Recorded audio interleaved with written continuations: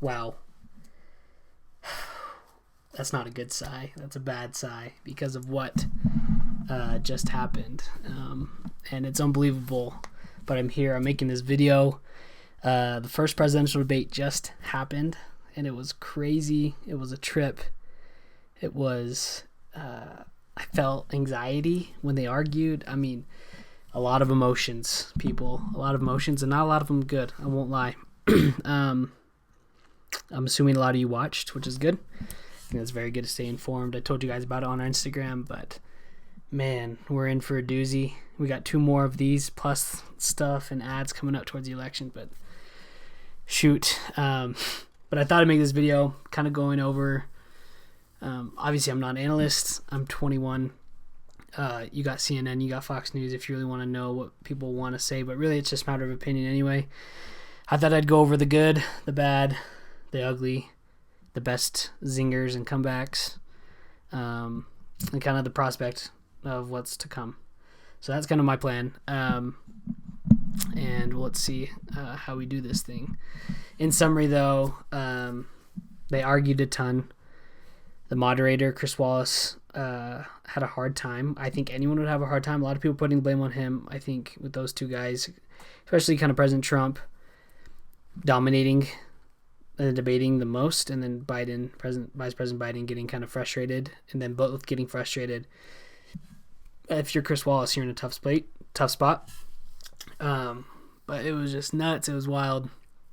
So much arguing, so much pivoting, which is what we expected, but not at that rate. Normally there's like one of them's doing that, right? And one of them's on the offense, one of them's on the defensive, but they're both kind of just on the defensive. Anyway, it was a mess. I wish I could show like the highlight reel, but I'm not gonna.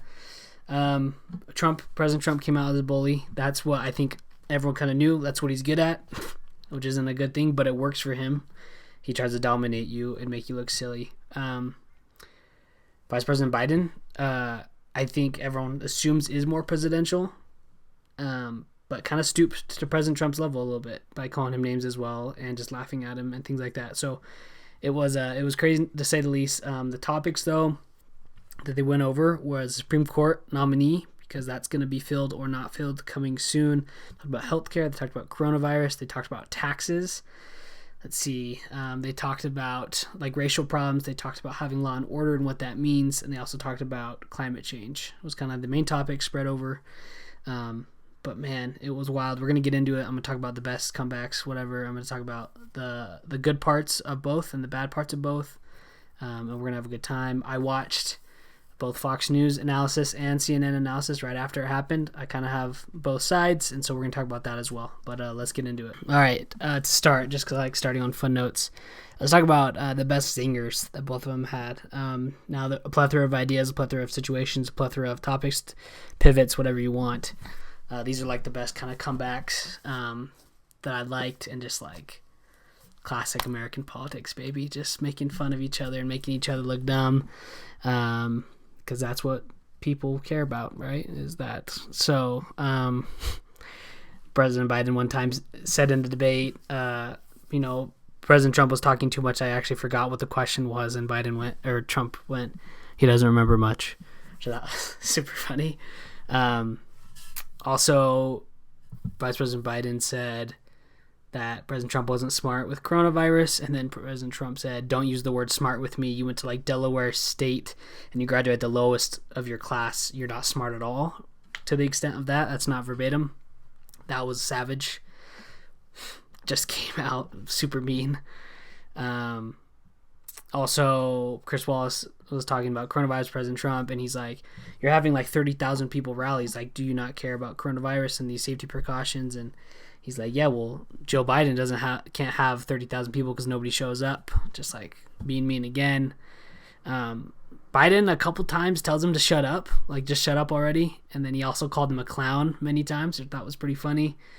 Not expected though. I thought he'd be like more presidential, and that was kind of like going to separate the two. I think that's what he got put in a bind, because if Vice President Biden didn't kind of stoop down to his level, then President Trump would have just walked right over him, and it would have made it seem like that. But since he did, it just made them both look ridiculous and not presidential at all, right? And just made America look dumb. That's just whatever. Vice President Biden said, President Trump's the worst president we've ever had. And then President Trump said, I've done more in 47 months as being president than you did in 47 years of being in the Senate and in politics. That was clever. I'm sure they had set that one up and said use that one at the perfect time, and it was placed really, really well. President Biden said that President Trump has mastered the art of the steal, which I thought was really funny because President Trump's book is called The Art of the Deal, and he's talking about like making deals with people and how he's so good at negotiating, which I thought was really funny, like the art of the steal, clever. President Trump told Joe that China ate his lunch, like that China owns Joe Biden, which is always interesting because like the way they attack each other is that China owns Joe Biden and the Democrats, and then Russia owns President Trump and the Republicans. Either way, both not good, and I don't know why they're even arguing that in the first place, but whatever.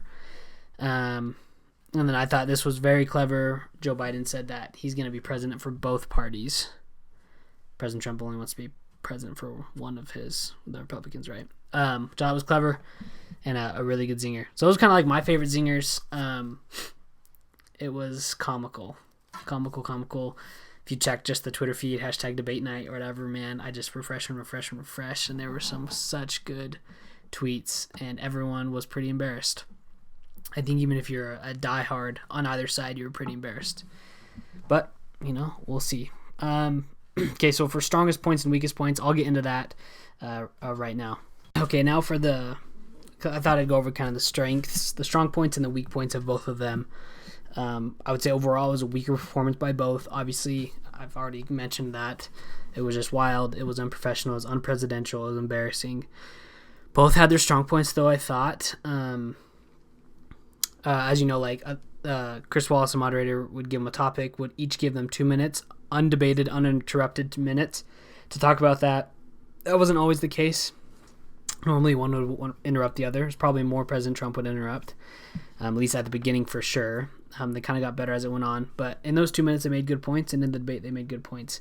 President Trump, when he brought up the Supreme Court nominee, President Trump said, I thought it was strong. He said it was constitutional that he can put someone in. Not only that, but that he has enough time.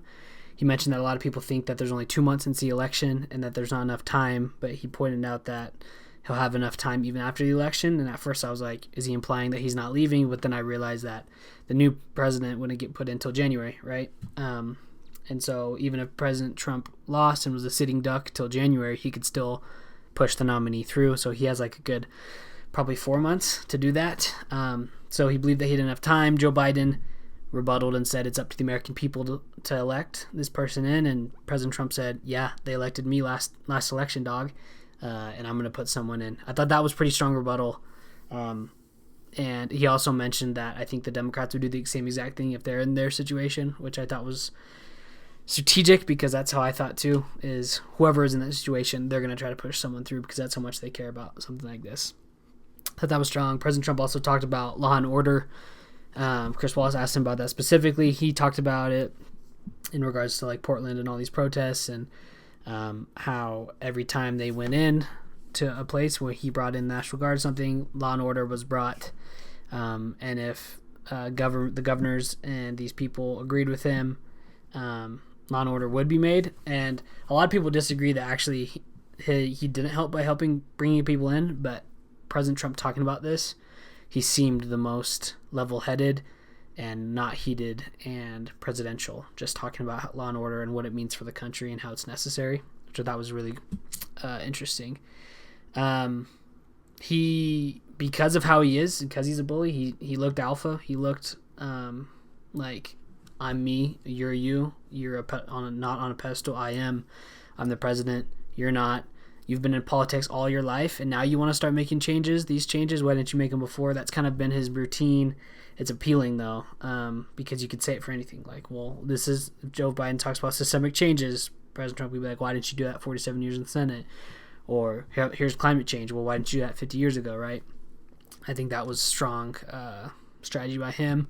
And then, of course, he does what he does best, and he boasts his achievements. He boasts the economy. He boasted crime rates. He boasted everything basically that he could to make people remember before coronavirus what happened and how the country was.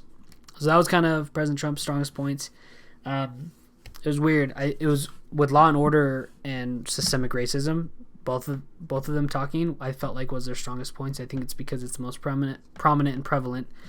But Joe Biden boldly said that we don't need to defund the police, actually, which President Trump actually called him out on. He said that you're going to lose the radical left because of that. But Joe Biden articulated well. He said, I don't think we need to defund. We need even more.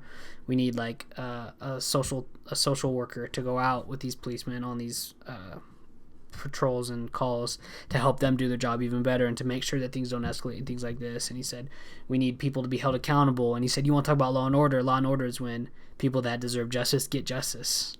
So I thought both of them were very strong with that.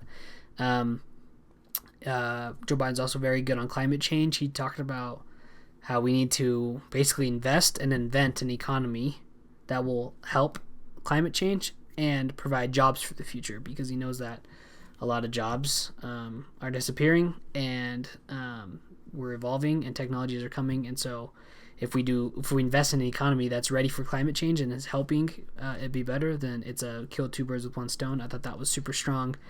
Also, I'll talk about as a weakness of President Trump, but President Trump kind of attacked Joe Biden's son for some reason and mentioned that he was like doing cocaine and all these things, which I thought was pretty low.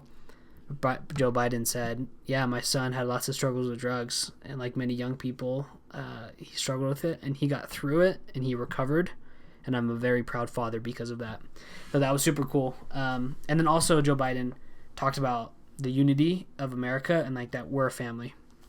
And definitely tried to see more unifying in his approach. As far as weakest points go, President Trump, they talked about law and order. They talked about Kenosha, which is a major kind of protest rioting thing that happened. And Chris Wallace and Joe Biden both looked at President Trump and said, can you denounce this white supremacist group right now in front of us? And President Trump said to stand back and stand by. That's what he told the white supremacist group. Didn't denounce him, which I think was a mistake. He could have easily done that. And not only that, but now that white supremacist group's new motto is stand back and stand by. So obviously that's going to backfire a little bit in the PR. Kind of a weak point. He also attacked Joe Biden's son and family a lot, which I thought was kind of low. No one cares about that. And if you do, I don't know why. Talk about his policies. If you're going to attack his policies, attack his party, attack his ideals, attack his past. Don't attack family members' past or anything like that. But I think his main miss was that it felt like President Trump was talking to Joe Biden and Chris Wallace and not to America. That's what it felt like. He was like, come on, Chris. Come on, Joe. You didn't do this. You didn't do that, right? That's how he talks. And that's just kind of how he is. But it didn't felt like he was talking to me, right? And that's what I'm looking for. More, I guess. Everyone's looking for that, is they want a president that can talk to them and give them hope and make them promises, right? But he was strictly having his conversation be between Chris and Joe, and that's something I didn't like, and I think he missed out on. So those are kind of the weak points of President Trump. And then the weak points of Joe, they asked him a question about packing the courts, which means that you're going to fill the courts with people. You're going to purposely invest money to get people elected in the courts that are going to make decisions that are going to help you and your party. And he completely dodged the question, which I thought was unfair and not good. And like Fox News was talking about that a lot when I was watching their analysis. He wasn't very sharp. He was sharper than I'm sure most people thought, but he did stumble, he did mumble, and he just kind of fell flat. He wasn't like as exciting. He wasn't as inspirational. Hard to do in that scenario when there's like bullying and all this debate going on. But that's kind of my thoughts on that. And then he wasn't the presidential that we wanted and that most people probably wanted. He stooped to President Trump's level. He called him a clown. He told him to shut up, right? I mean, this is on the debate stage, national level. No one wants a president that does that. And you knew for a fact that President Trump's not going to be presidential because he hasn't been since he's campaigned in 2015, 14. So it's got to be pretty easy for you to be presidential compared to him. And that's his style. That's nothing against Trump. That's just how he is, and it got him the election, right? And that's just how he is. But Joe Biden just had to be presidential and to win that, and he didn't really win that either. And that's what it's turned into, this mess. But that's kind of my analysis. That's my thoughts. I'll do these after every debate. I'm hoping to make more videos like this in the future. So if you like this, let me know. Comment who you thought won. And if you didn't think anyone won, comment that. And then if you thought that that was just a mess, comment that. We did a couple polls on Instagram as well. But yes, there we go. Debate number 1 out of the way. Hopefully the next one's better. I'm going to guess it's not, honestly. So yeah, big oof. All right, peace and love.